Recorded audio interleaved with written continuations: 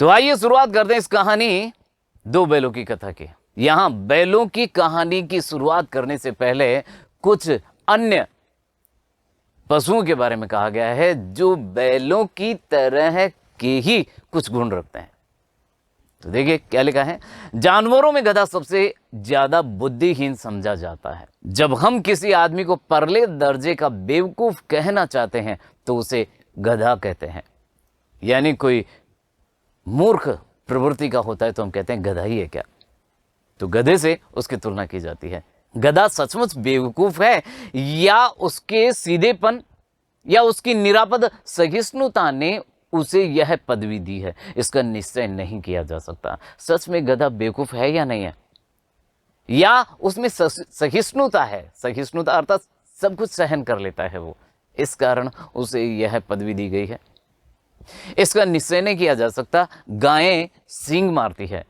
ब्याई हुई गाय तो अनायास की सिंगनी का रूप धारण कर लेती है। यानी जब कोई गाय किसी बच्चे को जन्म देती है और हम मनुष्य लोग उसके बच्चे से छेड़छाड़ करते हैं तो वो उसको बचाने के लिए सिंगनी का रूप धारण कर लेती है, मारने के लिए दौड़ती है। आगे लिखा है कुत्ता भी बहुत गरीब जानवर है। यहाँ कुत्ते की बात की जा रही है, पहले गधे की बात की थी, अब कुत्ते की बात की जा रही है कि कुत्ता भी बहुत गरीब जानवर है, लेकिन कभी कभी उसे भी क्रोध आ ही जाता है। किंतु गधे को कभी क्रोध करते नहीं सुना न देखा। जी हाँ, कभी गधे की आंखों में क्रोध का भाव नहीं देखा और कभी गधे को मुस्कुराते हुए भी नहीं देखा, यानी प्रसन्न होते हुए भी नहीं देखा है। जितना चाहो गरीब को मारो, चाहे जैसी खराब सड़ी हुई घास सामने डाल दो, उसके चेहरे पर कभी संतोष की छाया भी दिखाई न देगी। जैसा भी उसको भोजन दे दो खा लेगा। वैशाख में चाहे एक आध बार कुलेल कर लेता हो, पर हमने तो उसे कभी खुश होते नहीं देखा। यानी वैशाख का महीना, हिंदी महीनों की यदि हम बात करें तो वैशाख के महीने में गधा ऐसा है जो एक बार कुलेल कर लेता है, क्रीड़ा कर लेता है। यानी इसीलिए गधे को वैशाख नंदन कहा गया है। वैशाख में वो थोड़ा मस्ती करने लगता है, लेकिन उसे कभी खुश होते नहीं देखा। उसके चेहरे पर एक विषाद स्थायी रूप से छाया रहता है, यानी हमेशा वो दुखी दुखी सा दिखाई देता है।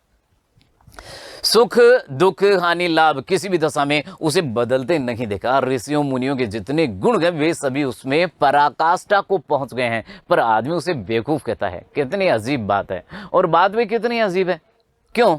क्योंकि जिस प्रकार ऋषि मुनि ऐसे होते हैं कि उनको चाहे सुख हो चाहे दुख हो कोई फर्क नहीं पड़ता है, वे हमेशा समान भाव रखते हैं, वैसे ही गुण गधे में है। लेकिन फिर भी लोग गधे को मूर्ख समझते हैं, बेवकूफ समझते हैं। सद्गुणों का इतना अनादर कहीं नहीं देखा। सद्गुण है या नहीं है, सच में सहिष्णुता है उसमें, सब कुछ सहन कर लेता है। कदाचित सीधापन संसार के लिए उपयुक्त नहीं है। यानी इंसान ज्यादा सीधा होगा तो ऐसा सीधा होना उसके लिए इस संसार में ठीक नहीं है। उदाहरण भी दिया है इन्होंने कि देखिए ना, भारतवासियों की अफ्रीका में क्या दुर्दशा हो रही है। ये बात की जा रही स्वतंत्रता के आंदोलन से पूर्व की। क्यों अमेरिका में उसे घुसने नहीं दिया जाता? बेचारे शराब नहीं पीते, 4 पैसे कुछ समय के लिए बचा कर रखते हैं, जो जी तोड़कर काम करते हैं, किसी से लड़ाई झगड़ा नहीं करते, 4 बातें सुनकर गम खा जाते हैं, फिर भी बदनाम है। क्यों? कहा जाता है कि वे जीवन के आदर्श को नीचा करते हैं, लाइफस्टाइल डाउन हो जाता है उनका। अगर वे भी ईंट का जवाब पत्थर से देना सीख जाते तो शायद सभ्य कहलाने लगते। यहां इंडियंस की, भारतीयों की बात की जा रही है। भारतीय सभ्य नहीं है। जो ऐसी बात करते हैं, क्या उनको पता नहीं है कि सभ्यता का सूरज भारत में ही उगा था? जो सभ्यता और संस्कृति आज भारत में, उसको विदेशी लोग अपना रहे हैं। आगे कहा है कि जापान की मिसाल सामने है। एक ही विजय ने उसे संसार की सभ्य जातियों में गण्य बना दिया है। यानी जापान ने जब युद्ध में जीत हासिल की तो संपूर्ण विश्व ने उसे सभ्य स्वीकार किया, सभ्य मान लिया। लेकिन गधे का एक छोटा भाई और भी है जो उससे कम ही गधा है, और वह है बैल। अब आ गए हैं हम बैलों की ओर। बैलों का गुणगान करेंगे, बैलों की चर्चा करेंगे। जिस अर्थ में हम गधे का प्रयोग करते हैं उस कुछ उसी से मिलते जुलते अर्थ में बछिया के ताऊ का भी प्रयोग करते हैं। बछिया के ताऊ, बछिया मतलब बछड़ी, और उसके ताऊ कौन? बैल। तो बछिया के ताऊ बैल के लिए प्रयोग किया गया है। कुछ लोग बैल को शायद बेवकूफों में सर्वश्रेष्ठ कहेंगे, मगर हमारा विचार ऐसा नहीं है। कौन कह रहे हैं ये बात? मुंशी प्रेमचंद जी। बैल कभी कभी मारता भी है, कभी कभी अड़ियल बैल भी देखने में आता है, यानी जब उसे बैलगाड़ी में या हल में जोता जाता है तब वह अड़ने लगता है, वह आगे नहीं बढ़ता है, इधर चलाया जाता है तो वो उधर चलता है। लेकिन कुछ बैल बहुत अच्छे भी होते हैं और भी कई रीतियों से अपना असंतोष प्रकट कर देता है, अतएव उसका ध्यान गधे से थोड़ा नीचा ही है। झूरी काछी, ये एक किसान है, किसान का नाम है झूरी काछी। झूरी काछी के दोनों बैलों के नाम थे हीरा और मोती। दो बैल थे झूरी काछी के, उनका नाम था, एक का नाम हीरा, एक का नाम मोती। उन्हीं का वर्णन किया गया है। दोनों पछाई जाति के थे। बैलों की नस्ल होती है सर्वश्रेष्ठ, उत्तम नस्ल होती है पछाई, तो पछाई जाति के थे। देखने में सुंदर, काम में चौकस, डील में ऊंचे, बहुत दिनों साथ साथ रहते।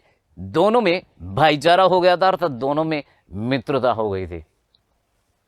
दोनों आमने सामने या आसपास बैठे हुए एक दूसरे से मूक भाषा में विचार विनिमय किया करते थे, अर्थात बातें किया करते थे। कैसी बात है ये? मूक भाषा में, गूंगी भाषा में, वो बोल नहीं सकती लेकिन फिर भी एक दूसरे की बात को समझ जाते थे। एक दूसरे के मन की बात कैसे समझ जाता था हम नहीं कह सकते। अवश्य ही उनमें कोई ऐसी गुप्त शक्ति थी जिससे जीवों में श्रेष्ठता का दावा करने वाला मनुष्य भी वंचित है। जी हां, मनुष्य में भी ऐसी शक्ति नहीं है कि वह एक मनुष्य की बात, एक मनुष्य दूसरे मनुष्य की बात को समझ सके। ये संभव नहीं है, ऐसी शक्ति नहीं है। लेकिन इन दोनों बैलों में, हीरा और मोती में, ये शक्ति थी कि एक के मन की बात दूसरा समझ लेता था, जान लेता था। दोनों एक दूसरे को चाट कर और सूंघ कर अपना प्रेम प्रकट करते थे। कभी कभी दोनों सींग भी मिला लिया करते थे, विग्रह के नाते से नहीं, केवल विनोद के भाव से, आत्मीयता के भाव से। जैसे दोस्तों में घनिष्ठता होती ही धोल दप्पा होने लगता है। आप अच्छी तरह से जानते हैं, जब तक दोस्तों में धक्का मुक्किया, हंसी मजाक नहीं होता है, तब तक दोस्ती हल्की ही मानी जाती है, उसमें घनिष्ठता नहीं मानी जाती है, हल्की फुल्की फुसफुसी सी दोस्ती लगती है। तो दोनों में मित्रता इतनी प्रगाढ़ थी, इतनी मजबूत थी कि दोनों सींग मिला लिया करते थे, विग्रह यानी अलग होने के नाते से नहीं, मस्ती के नाते से। और यदि धोल दप्पा, धक्का मुक्की नहीं होती है तो इसके बिना दोस्ती कुछ फुसफुसी, कुछ हल्की सी रहती है, जिस पर ज्यादा विश्वास नहीं किया जा सकता। तो जिस वक्त ये दोनों बैल खाली गाड़ी में जोत दिए जाते और गर्दन हिला हिला कर चलते, उस वक्त हर एक की यही चेष्टा होती कि ज्यादा से ज्यादा बोझ मेरी गर्दन पर रखे।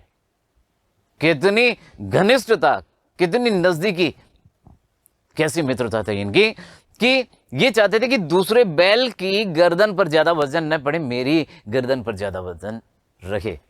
ऐसी धारणा, ऐसा विचार उनके मन में होता था। दिन भर के बाद दोपहर या संध्या को दोनों खुलते तो एक दूसरे को चाट चूट कर अपनी थकान मिटा लिया करते थे। जी हाँ, पशु लोग ऐसे ही होते हैं जो एक दूसरे को चाट करके अपनी थकान को दूर कर लिया करते हैं। नान में खली भूसा पड़ जाने के बाद दोनों साथ उठते, साथ नान में मुंह डालते और साथ की बैठते। एक मुंह हटा लेता तो दूसरा भी हटा लेता था। कैसी नजदीकी, कैसी मित्रता है। यानी हम ये कह सकते हैं कि इन दोनों की मित्रता बहुत ही घनिष्ठ थी। संयोग की बात क्या हुई, इसी मित्रता के बीच झूरी ने एक बार गोई को ससुराल भेज दिया। गोई का मतलब बैलों की जोड़ी को अपने ससुराल भेज दिया। ससुराल में कोई काम, खेती बाड़ी का काम ज्यादा था, तो बैलों को क्या मालूम वे क्यों भेजे जा रहे हैं। समझे मालिक ने हमें बेच दिया।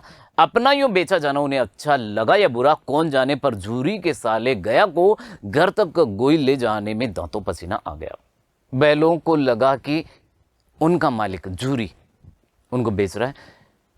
उनको पता नहीं था कि क्यों भेजा जा रहा है। और झूरी की पत्नी का भाई यानी झूरी का साला उन दोनों बैलों को लेकर गया, लेकिन उसको अपने घर तक ले जाने में दांतों पसीना आ गया। यानी बहुत परेशान किया उन दोनों ने वहां तक पहुंचने में।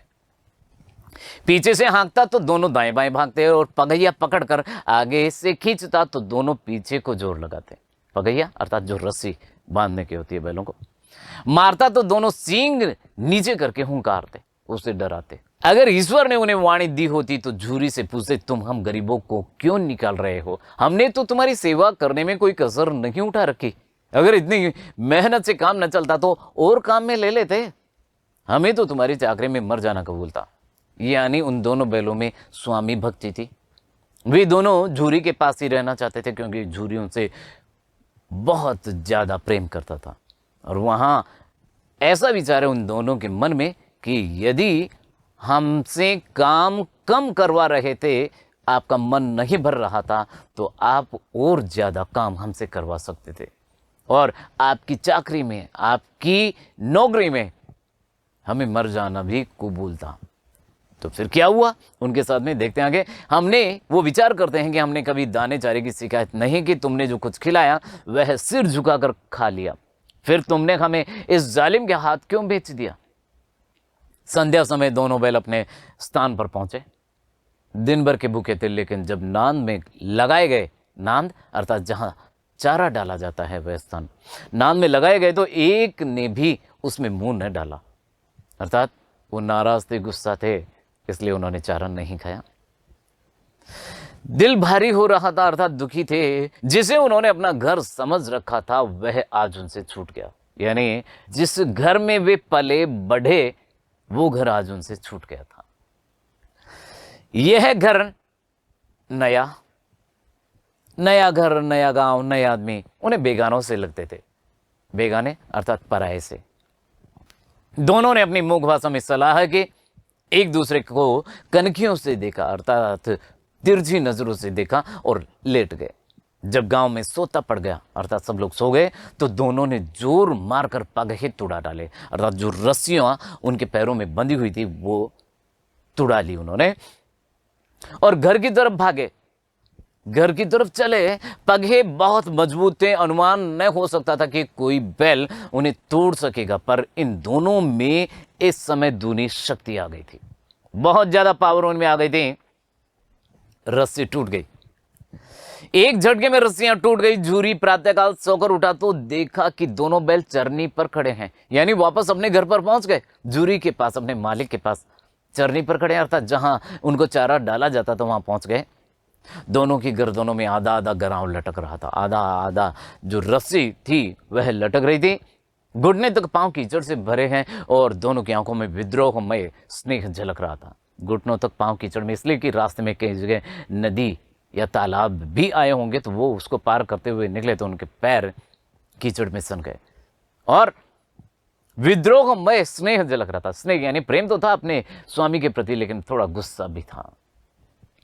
झूरी बैलों को देखकर स्नेह से गदगद हो गया, प्रसन्न हो गया, दौड़कर उन्हें गले लगा लिया। प्रेमालिंगन और चुंबन का वह दृश्य बड़ा ही मनोहर था, यानी प्रेम से गले लगना, प्रेमालिंगन और चुंबन।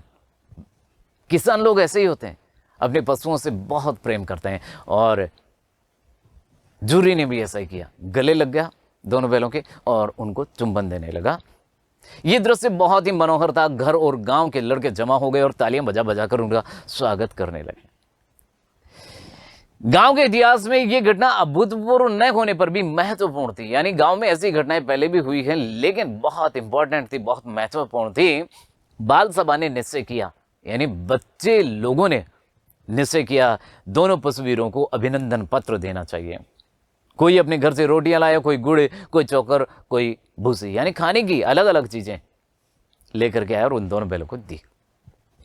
एक बालक ने कहा, ऐसे बैल किसी के पास न होंगे, यानी ऐसे बैल किसी के पास नहीं होंगे। दूसरे ने समर्थन किया, इतनी दूर से दोनों अकेले चले आए। तीसरा बोला, बैल नहीं है, वे उस जन्म के आदमी हैं, यानी बैलों को आदमी तक की संख्या दे डाली। और इसका प्रतिवाद यानी इसका विरोध करने का किसी को साहस न हुआ। झूरी की स्त्री ने बैलों को द्वार पर देखा तो जल उठी, जलना था ही, गुस्से से जल उठी। बोली, कैसे नमक हराम बैल हैं कि एक दिन वहां काम न किया, भाग खड़े हुए, यानी एक दिन वहां काम करने में जोर आता था इनको और भाग खड़े हुए। झूरी अपने बैलों पर यह आक्षेप न सुन सका, नमक हराम क्यों है? चारा दाना नहीं दिया होगा तो क्या करते? तो झूरी को ये बात गलत लगी कि उसके बैलों को नमक हराम कहा जाता है। नमक हराम अर्थात नमक खा करके अपने ड्यूटीज़ को, अपने कर्तव्यों का पालन नहीं करना नमक हरामी कहलाती है। तो झूरी ने इस बात का विरोध किया, लेकिन स्त्री ने रोब के साथ में कहा, बस तुम ही तो बैलों को खिलाना जानते हो, और तो सभी पानी पिला पिला कर रखते हैं। झूरी ने चिढ़ाया, चारा मिलता तो क्यों भागते? स्त्री चिढ़ी, भागे इसलिए कि वे लोग तुम जैसे बुद्धों की तरह बैलों को सहलाते नहीं, खिलाते हैं तो रगड़कर जोतते भी हैं। ये दोनों ठहरे कामचोर, भाग निकले। अब देखें कहां से खली और चौकर मिलता है। सूखे भूसे के सिवा कुछ न दूंगी, खाएं चाहे मरे। और वही हुआ। मजूर यानी मजदूर को कड़ी ताकीद कर दी गई कि बैलों को खाली सूखा भूसा दिया जाए, यानी सूखा चारा दिया जाए। कैसी बात हो गई, कितनी बड़ी गलती हो गई इनसे, इन दोनों बैलों से जो वहां से भाग कर आ गए। बैलों ने नान में मुंह डाला तो फीका फीका लगा, न कोई चिकनाहट न कोई रस। क्या खाएं? आशा भरी नजरों से द्वार की ओर ताकने लगे, यानी उन्हें लगा था कि अभी कोई न कोई आएगा और कुछ स्वादिष्ट भोजन दे जाएगा। झूरी ने मजूर से कहा, थोड़ी सी खली क्यों नहीं डाल देता बे? मालकिन मुझे मार ही डालेंगी, उसने ऐसा कहा। तो झूरी ने कहा, चुरा कर डाला। मजदूर कहता है, ना दादा, पीछे से तुम भी उन्हीं की सी कहोगे। तो मजदूर डर गया। दूसरे दिन क्या हुआ? दूसरे दिन झूरी का साला फिर आया और बैलों को ले चला। अब की बार उसने दोनों को गाड़ी में जोता। 2-4 बार मोती ने गाड़ी को सड़क की खाई में गिराना चाहा, पर हीरा ने संभाल लिया। वह ज्यादा सहनशील था, यानी हीरा में सहन शक्ति ज्यादा थी। वह ज्यादा सहनशील था। संध्या समय घर पर पहुंचकर उसने दोनों को मोटी रस्सियों से बांधा और कल की शरारत का मजा चखाया, अर्थात उनकी पिटाई की। फिर वही सूखा भूसा डाल दिया। दोनों अपने दोनों बैलों को खली, चूनी, सब कुछ दी। यानी अपने कितना भेदभाव है यहाँ। अपने दोनों बैलों को तो खाने का अच्छा दिया, लेकिन उन दोनों बैलों को सूखा चारा डाल दिया। तो ये गलत बात है। दोनों बैलों का ऐसा अपमान कभी न हुआ था। झूरी इन्हें फूल की छड़ी से भी न छूता था, अर्थात बिल्कुल नहीं, पिटाई नहीं करता था इनकी। उसकी टिटकार पर दोनों उड़ने लगते थे। टिटकार अर्थात बैलों को चलाया जाता है तब बोलते हैं ना, ऐसे करने से दोनों उड़ने लगते थे, अर्थात बहुत अच्छी तरह दौड़ने लगते थे। यहां मार पड़ी। आहत सम्मान की व्यथा तो थी ही, आहत सम्मान यानी इनका सम्मान जो था उसको भी चोट लगी थी। उस पर मिला सूखा भूसा। नान की तरफ आंख तक न उठाई, जहां चारा डाला हुआ था उधर देखा तक नहीं। दूसरे दिन गया ने बैलों को हल में जोता, और इन दोनों ने जैसे पांव न उठाने की कसम खा ली थी। वह मारते मारते थक गया, पर दोनों ने पांव तक न उठाया, अपना पांव ही नहीं उठाया। एक बार जब उस निर्दयी ने हीरा की नाक पर खूब डंडे जमाए तो मोती का गुस्सा काबू के बाहर हो गया। हल लेकर भागा। हल, रस्सी, जुआ, जोत सब टूट टाट कर बराबर हो गया। गले में बड़ी बड़ी रस्सियां न होती तो दोनों पकड़ाई में न आते। हीरा ने मूक भाषा में कहा, भागना व्यर्थ है, बेकार है। मोती ने उत्तर दिया, तुम्हारी तो इसने जान ही ले ली थी, अब की बार मार पड़ेगी। उसने कहा, पढ़ने दो, बैल का जन्म लिया है तो मार से कहां तक बचेंगे। गया 2 आदमियों के साथ दौड़ा आ रहा था, दोनों के हाथों में लाठियां हैं। मोती बोला, कहो तो दिखा दूं कुछ मजा मैं भी। लाठी लेकर आ रहा है। हीरा ने समझाया, नहीं भाई, खड़े हो जाओ। हीरा में सहनशीलता थी। वह बार बार मोती के गुस्से को ठंडा करता था। मुझे मारेगा तो मैं भी 1-2 को गिरा दूंगा, उसने कहा। दूसरे मित्र ने कहा, नहीं, हमारी जाति का यह धर्म नहीं है। अब देखिए, एक पशु होकर के धर्म की बात कर रहा है। हमारी जाति का यानी बैलों की जाति का यह धर्म नहीं है कि वो अपने स्वामी को या मनुष्य को मारे। तो पशुओं में भी नैतिक मूल्य है, मोरल वैल्यूज हैं। मोती दिल में ऐंठ कर रह गया आ पहुंचा और दोनों को पकड़कर ले चला। कुशल हुई कि उसने इस वक्त मारपीट न की तो मोती भी पलट पड़ता। अच्छा किया उसने कोई मारपीट नहीं की, मारपीट करते तो शायद मोती को गुस्सा ज़्यादा आ जाता और कोई घायल हो सकता था। उसके तेवर देखकर, यानी मोती के तेवर देख करके उसके सहायक समझ गए कि इस वक्त टाला जाना ही मसलहत है, अर्थात सही रहेगा कि अभी हम इसके साथ छेड़छाड़ न करें। आज दोनों के सामने फिर वही सूखा भूसा डाला गया, दोनों चुपचाप खड़े रहे, घर के लोग भोजन करने लगे। उस वक्त छोटी सी लड़की 2 रोटियां लिए निकली और दोनों के मुंह में देकर चली गई। उस एक रोटी से इनकी भूख तो क्या शांत होती, पर दोनों के हृदय को मानो भोजन मिल गया। इस पंक्ति पर गौर करके, यानी एक रोटी से उन बैलों का पेट तो क्या भरने वाला था, लेकिन उस रोटी से उन्हें लगा भी कि इस घर में भी किसी सज्जन का वास है, कोई सज्जन व्यक्ति रहता है और उन दोनों बैलों के विषय में सोचता है, उन दोनों के कष्ट को पहचानता है। तो उस रोटी से उनके हृदय को मानो भोजन मिल गया हो। यहां भी किसी सज्जन का वास है। लड़की भैरों की थी, उसकी मां मर चुकी थी, सौतेली मां उसे मारती रहती थी, इसलिए इन बैलों से उसे एक प्रकार की आत्मीयता हो गई थी, अपनापन हो गया था। दोनों की स्थिति एक जैसी थी। उस लड़की की मां नहीं थी और इन बैलों का स्वामी नहीं था, और जो था वो उनको मारता था। इसलिए दोनों में एक आत्मीयता, अपनापन का संबंध बन गया था। दोनों दिन भर जोते जाते, डंडे खाते और अड़ते, शाम को थान पर बांध दिए जाते और रात को वही बालिका उन्हें 2 रोटियां खिला जाती। प्रेम के इस प्रसाद की यह बरकत थी कि दोनों 2-2 गाल सूखा भूसा खाकर भी दुर्बल न होते थे, कमजोर नहीं होते थे, मगर दोनों की आंखों में, रोम रोम में विद्रोह भरा हुआ था, गुस्सा भरा हुआ था, बदले की भावना भरी हुई थी। एक दिन मोती ने मूक भाषा में कहा, अब तो नहीं सहा जाता हीरा, क्या करना चाहते हो? एक आध को सींगों पर उठाकर फेंक दूंगा। दूसरे ने कहा, लेकिन जानते हो वह प्यारी लड़की जो हमें रोटियां खिलाती है उसी की लड़की है जो इस घर का मालिक है। उसने कहा, ये बेचारी अनाथ हो जाएगी तो मालकिन को न फेंक दूं, वही तो उस लड़की को मार दी है। तो उसने कहा, लेकिन औरत जात पर सींग चलाना मना है, ये भूले जाते हो। कितनी गजब की बात, कितनी महत्व की बात इन्होंने कही है कि पशु होकर के उसके मन में ये भावना है कि एक औरत जात पर हाथ नहीं उठाया जाता, सींग नहीं उठाया जाता, और मनुष्य एक पुरुष होकर के नारी पर हाथ उठा लेता है। कितनी गलत बात है। तो प्रेमचंद जी के हृदय में स्त्री के प्रति सम्मान की भावना यहां भी प्रकट हुई है, चाहे वो पशुओं के द्वारा ही क्यों न हो। तो उन्होंने विचार किया कि औरत जात पर सींग चलाना मना है। आगे कहा कि तुम तो किसी तरह निकलने ही नहीं देते, बताओ तोड़ाकर भाग चलें? तो दूसरे मित्र ने कहा कि हाँ, ये मैं स्वीकार करता हूं, लेकिन इतनी मोटी रस्सी टूटेगी कैसे? तो उसने कहा, इसका एक उपाय है, पहले रस्सी को थोड़ा सा चबा लो, फिर एक झटके में जाती है। तो ऐसा ही हुआ। रात को जब बालिका रोटियां खिलाकर चली गई, दोनों रस्सियां चबाने लगे, पर मोटी रस्सी मुंह में न आती थी। बेचारे बार बार जोर लगाकर रह जाते थे। सहसा घर का द्वार खुला और वही लड़की निकली।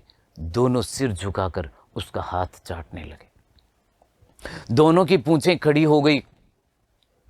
जब पशुओं से कोई प्रेम करता है तो उनकी पूंछें खड़ी हो जाती है, प्रसन्न हो जाते हैं पशु। दोनों की पूंछें खड़ी हो गई। उसने उनके माथे सहलाए और बोली, खोले देती हूं, चुपके से भाग जाओ, नहीं तो यहां लोग मार डालेंगे। आज घर में सलाह हो रही थी कि इन दोनों की नाकों में नाथ डाल दी जाएगी।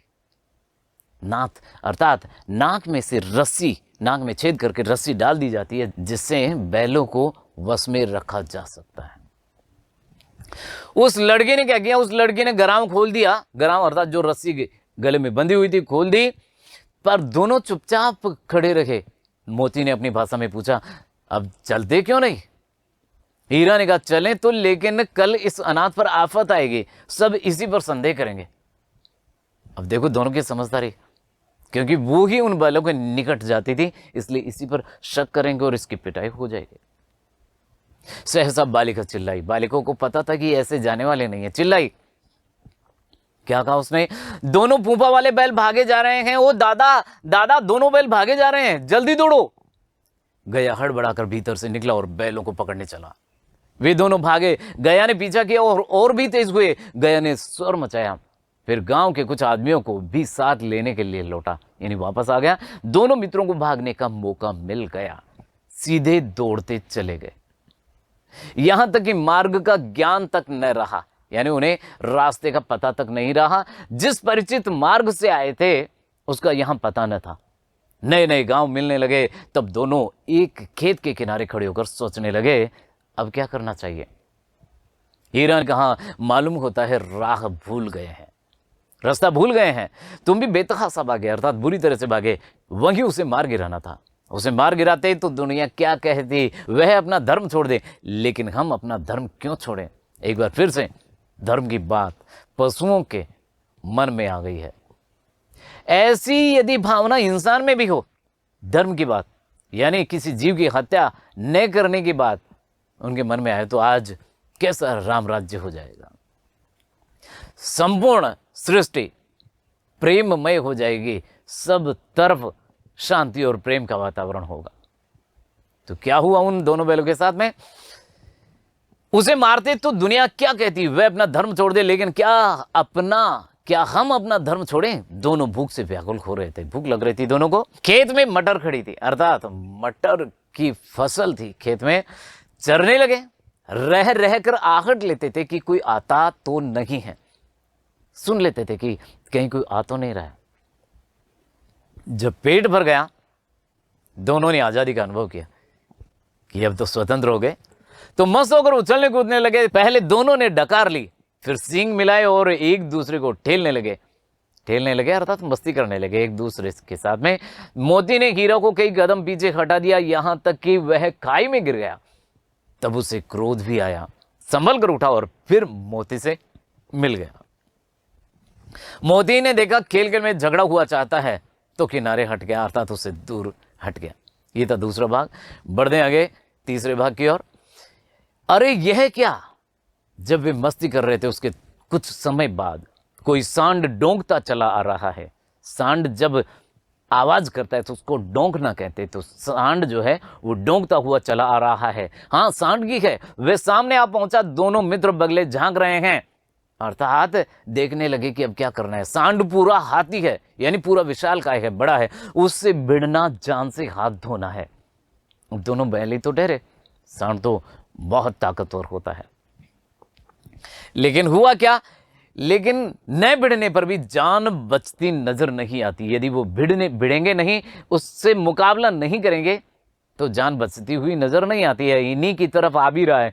कितनी भयंकर सूरत है। मोती ने मूक भाषा में कहा, बुरे फंसे, जान बचेगी, कोई उपाय सोचो। हीरा ने चिंतित स्वर में कहा, अपने घमंड में भूला हुआ है। आरजू विनती न सुनेगा, यानी हम कोई प्रार्थना करेंगे, कोई रिक्वेस्ट करेंगे तो वो सुनने वाला नहीं है। भाग क्यों न चलें? तो दूसरे ने कहा, भागना कायरता है, हम लोग कायर नहीं है, तो फिर यही मरो, बंदा तो 9-2-11 होता है, ऐसा उसने कहा। तो दूसरे मित्र ने कहा, और जो दौड़ाए, यदि वो दौड़ाएगा तो फिर कोई उपाय सोचो जल्दी। उपाय यही है कि उस पर दोनों जने एक साथ चोट करें। मैं आगे से रगेता हूं, तुम पीछे से रगे दो, दोहरी मार पड़ेगी तो भाग खड़ा होगा। मेरी ओर झपटे, तुम बगल में उसके पेट में सींग घुसेड़ देना। जान जोखिम है, पर दूसरा उपाय नहीं है। इसी उपाय से हम बच सकते हैं।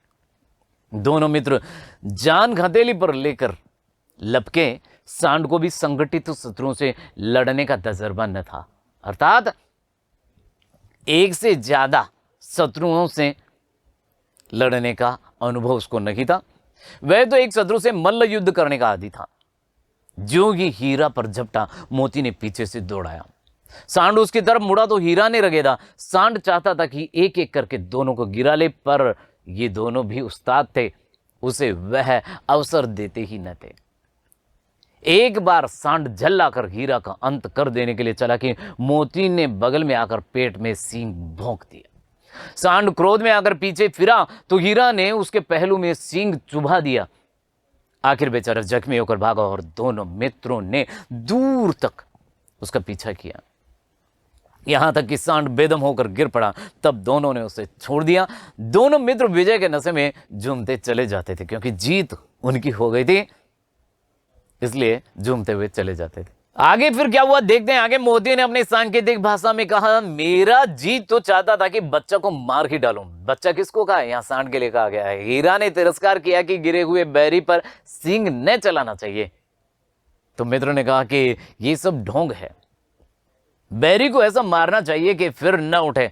अब घर कैसे पहुंचेंगे वह सोचो, पहले कुछ खा लें तो सोचें। यानी उन्होंने इतनी मेहनत की थी, परिश्रम किया था, युद्ध किया था, इसलिए उनको फिर से भूख लगने लगी थी, तो पहले कुछ खा लें। उन्होंने ऐसा विचार किया, कुछ खा लें तो सोचें। सामने मटर का खेत तो था ही, मोती उसमें घुस गया। हीरा मना करता रहा, पर उसने एक न सुनी। वापस उस खेत में चरने लगे। अभी 2 ही 4 ग्रास खाए थे कि 2 आदमी लाठियां लिए दौड़ पड़े और दोनों मित्रों को घेर लिया। हीरा तो मेड़ पर था, निकल गया। मोती सींचे हुए खेत में था, तो सींचे हुए खेत में मिट्टी गीली होती है, तो भागना थोड़ा मुश्किल होता है। उसके खुर कीचड़ में धंसने लगे, न भाग सका। पकड़ लिया। हीरा ने देखा संगी यानी अपना मित्र संकट में है, तो लौट पड़ा, वो भी वापस आ गया। फंसेंगे तो दोनों फंसेंगे। रखवालों ने उसे भी पकड़ लिया। प्रातःकाल दोनों मित्र कांजी हाउस में बंद कर दिए गए। और कांजी हाउस क्या होता है? आवारा पशुओं को इकट्ठा किया जाता है और उस कांजी हाउस में रखा जाता है, तो उनको कांजी हाउस में बंद कर लिया गया। तो वहां की स्थिति क्या थी? दोनों मित्रों को जीवन में पहली बार ऐसा साविका पड़ा, ऐसा अनुभव हुआ कि सारा दिन बीत गया और खाने को एक तिनका भी न मिला। समझ में न आता था कि ये कैसा स्वामी है कि हमें पकड़ तो लिया लेकिन कुछ खाने को नहीं दे रहा है। इससे तो गया फिर भी अच्छा था। यहां कई भैंसें थी, कई बकरियां थी, कई घोड़े, कई गधे, पर किसी के सामने चारा न था। सब जमीन पर मुर्दों की तरह पड़े थे। पड़ना था ही, जब खाने को नहीं मिलेगा तो शरीर निढाल होकर के गिर जाएगा। शरीर में शक्ति कहां से होगी? कई तो इतने कमजोर हो गए थे कि खड़ी भी न हो सकते थे। सारा दिन दोनों ने फाटक की ओर टकटकी लगाए देखा, ताकते रहे, पर कोई चारा लेकर आता दिखाई नहीं दिया। तब दोनों ने दीवार की नमकीन मिट्टी चाटनी शुरू की, पर इससे क्या तृप्ति होती? नमकीन मिट्टी को चाटने से, दीवार की मिट्टी को चाटने से पेट थोड़े ही भरने वाला था। रात को भी जब कुछ भोजन न मिला तो हीरा के दिल में विद्रोह की ज्वाला दहक उठी कि अब तो गुस्सा बहुत बढ़ गया है, ऐसे कैसे काम चलेगा। मोती से बोला, अब तो नहीं रहा जाता मोती। मोती ने सिर लटकाए हुए जवाब दिया, मुझे तो मालूम होता है प्राण ही निकल रहे हैं, इतनी जल्दी हिम्मत ना हारो भाई। हीरा ने कहा, यहां से भागने का कोई उपाय निकालना चाहिए। आओ दीवार तोड़ डालें। मुझसे तो अब कुछ नहीं होगा, बस इसी बात पर अकड़ते थे।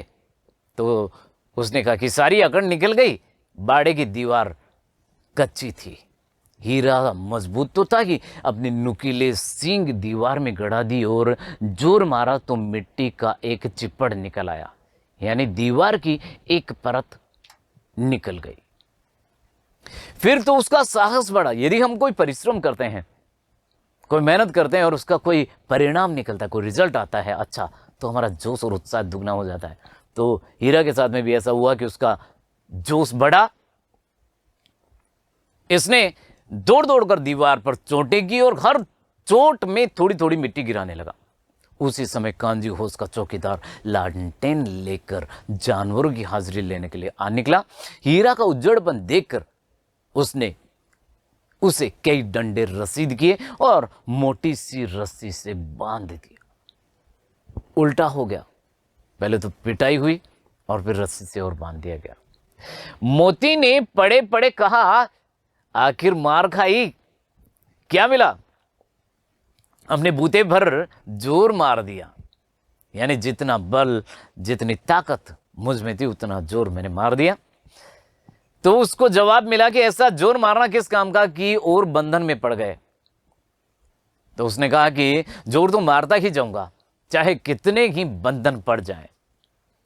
तो उसने कहा जान से हाथ धोना पड़ेगा, कुछ परवाह नहीं, यूं भी तो मरना ही है। सोचो दीवार खुद जाती तो कितनी जानें बच जाती। इतने भाई यहाँ बंद हैं, किसी की देह में जान नहीं है, यानी किसी की भी शरीर में ताकत अब नहीं बची है। यदि दीवार टूट जाती तो कितने लोग स्वतंत्र हो जाते, कितने जानवर, कितने प्राणी, कितने पशु भाई स्वतंत्र हो जाते, उनकी जान बच जाती। 2-4 दिन और यही हाल रहा तो सब मर जाएंगे। तो कहता है कि हाँ ये बात तो है, अच्छा तो ला फिर मैं भी जोर लगाता हूं। अब दूसरा भी तैयार हो गया। मोती ने भी दीवार में उसी जगह सींग मारा, थोड़ी सी मिट्टी गिरी और फिर हिम्मत बढ़ी।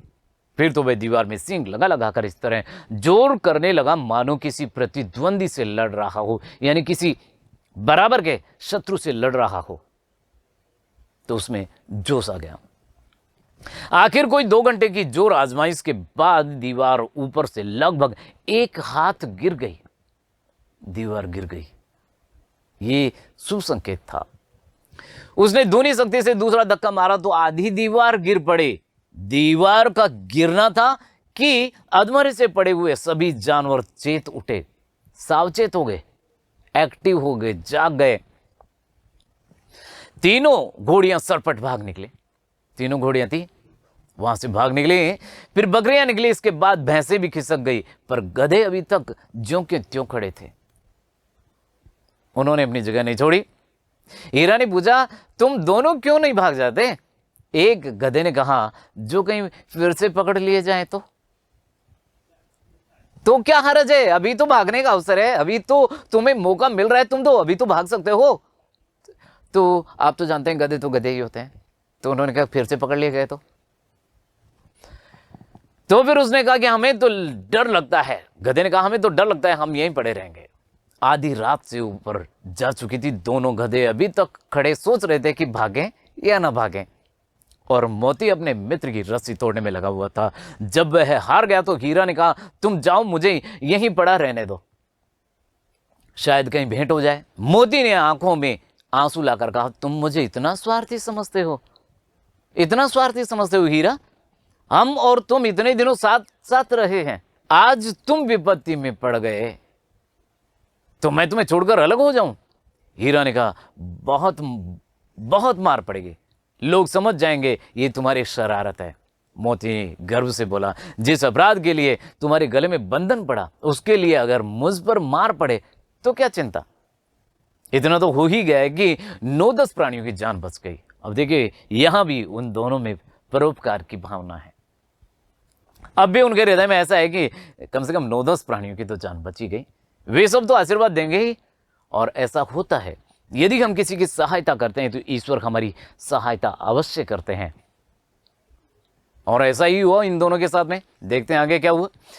ये कहते हुए मोती ने दोनों गधों को सींगों से मार मार कर बाड़े से बाहर निकाला और तब अपने बंधु के पास आकर सो रहा, अर्थात वहां करके सो गया। भोर होते ही मुंशी और चौकीदार तथा अन्य कर्मचारियों में कैसी खलबली मची, इसके लिखने की जरूरत नहीं। खलबली मचनी ही थी। इतने सारे पशु, इतने सारे जानवर अचानक वहां से पलायन कर गए थे, गायब हो गए थे। खलबली मचनी ही थी। इसके लिखने की आवश्यकता ही नहीं है, बस इतना ही काफी है कि मोती की खूब मरम्मत हुई, अर्थात उसकी अच्छी सी पिटाई हुई और उसे और भी मोटी रस्सी से बांध दिया गया। 1 सप्ताह तक दोनों मित्र वहां बंधे पड़े रहे। किसी ने चारे का एक तृण, एक तिनका भी न डाला। हाँ, एक बार पानी दिखा दिया जाता था, यही उनका आधार था। उस पानी की बदौलत वो जीवित थे। दोनों इतने दुर्बल हो गए थे कि उठा तक न जाता था। ठठरियां निकल आई थी, अर्थात उनकी हड्डियां जो है वो बाहर निकल आई थी। एक दिन बाड़े के सामने डुग्गी बजने लगी और दोपहर होते होते वहां 50-60 आदमी जमा हो गए। तब दोनों मित्र निकाले गए और उनकी देखभाल होने लगी। आखिर ये क्या चक्कर था? लोग आकर उनकी सूरत देखते और मन फीका करके चले जाते। ऐसे मृतक बैलों का कौन खरीदार होता? सहसा एक दड़ियल आदमी जिसकी आंखें लाल थी और मुद्रा अत्यंत कठोर आया और दोनों मित्रों के कूलों में उंगली गोद कर मुंशी जी से बातें करने लगा। यानी वो चेक कर रहा था कि कितना मांस इनमें बाकी है। उसका चेहरा देखकर अंतर्ज्ञान से दोनों मित्रों के दिल कांप उठे, यानी वो समझ गए थे कि इनको अब कत्ल खाने ले जाया जा रहा है। वह कौन है और उन्हें क्यों टटोल रहा है, इस विषय में उन्हें कोई संदेह न हुआ। दोनों ने एक दूसरे को भीत अर्थात डरी हुई, भय से भरी हुई नजरों से, नेत्रों से देखा और सिर झुका लिया। हीरा ने कहा, गया के घर से नाहक भागे, यानी गलत बेकार में ही भागे, अब जान न बचेगी। यानी वो ऐसा व्यक्ति था जो उनको ले जा करके कत्ल खाने में बेचने वाले था। मोती ने अश्रद्धा के भाव से उत्तर दिया, कहते हैं भगवान सबके ऊपर दया करते हैं, उन्हें हमारे ऊपर दया क्यों नहीं आती? भगवान के लिए हमारा मरना जीना दोनों बराबर है। चलो अच्छा ही है, कुछ दिन उसके पास तो रहेंगे, अर्थात भगवान के पास तो रहेंगे। एक बार भगवान ने उस लड़की के रूप में हमें बचाया था, क्या अब न बचाएंगे? अभी भी उन दोनों को विश्वास है कि एक बार लड़की के रूप में बचाए थे तो अब भी बचाने के लिए जरूर आएंगे। यह है आदमी छुरी चलाएगा, देख लेना। दूसरे ने कहा, तो क्या चिंता है, मांस, खाल, सींग, हड्डी सब किसी न किसी के काम आ ही जाएंगे। अब देखिए यहां भी इन दोनों का विचार कैसा है, हमारा शरीर किसी न किसी के काम में जरूर आएगा। तो यहां परोपकार की भावना भी झलक रही है।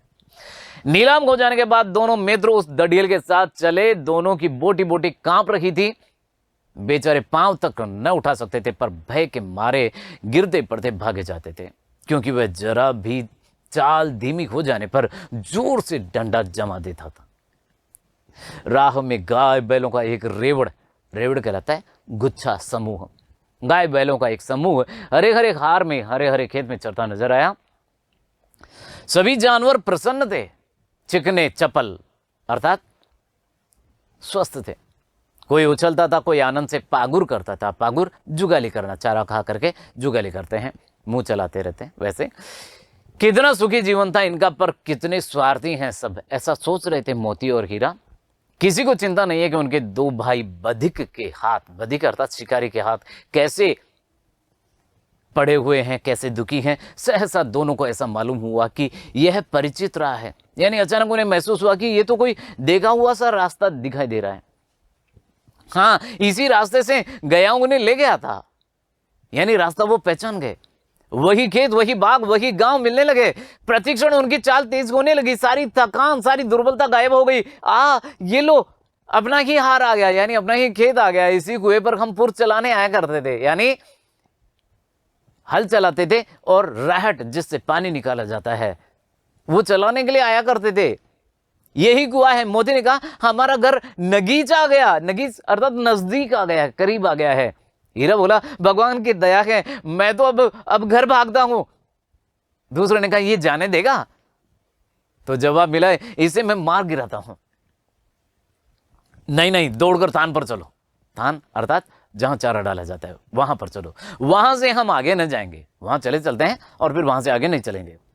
दोनों प्रसन्न तो थे ही, दोनों उन्मत्त अर्थात बिल्कुल स्वतंत्र होकर के बछड़ों की बाती कुलेले करते हुए, उछलते हुए घर की ओर दौड़े। वह हमारा थान है।